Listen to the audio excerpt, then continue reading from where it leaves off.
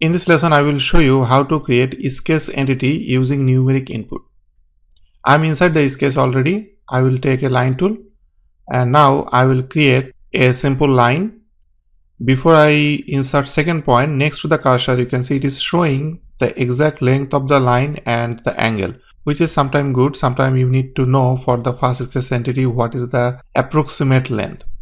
Let's say you want to create a line with a specific dimension. In that case, you have to use numeric input box. So first I will cancel this line. If I right click here at the top, you can see this is showing sketch numeric input. This is unchecked right now. So first I will activate this line tool. Before I insert my first point, right click, and from here I can activate this sketch numeric input.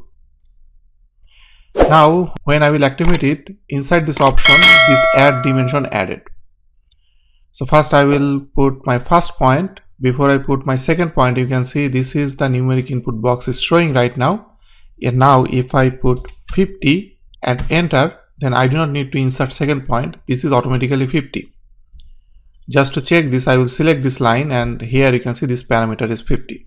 But sometimes this is helpful, sometimes this may not helpful.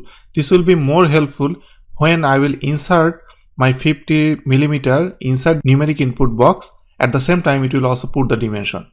Then it will be more helpful. So I will create it again. Before I do that, I will select add dimension from here, or right click. From here I can select this option, add dimension.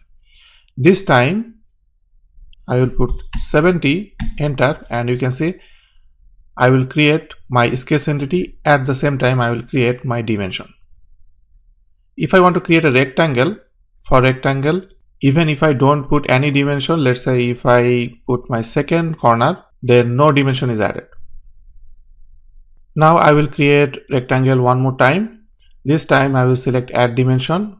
I will put first point and second point. The problem is I do not put any dimension here, but I check this box. That's why these two put the dimension.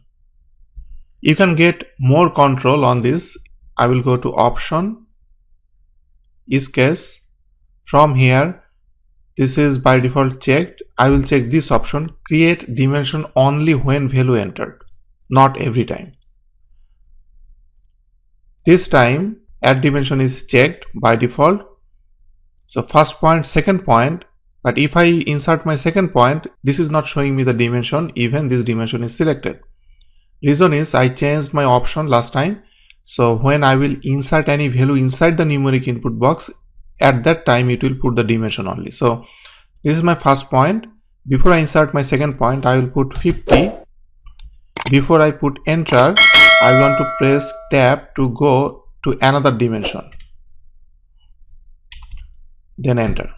Now it will put two dimension. Even if I want, I can put just only one dimension, 50, then enter. And for this, I will not put any dimension here. I will just randomly put this point. Here you can see this will put the dimension, but this will not put the dimension. So that's why inside the sketch you can keep checked these two options together. That is the best option.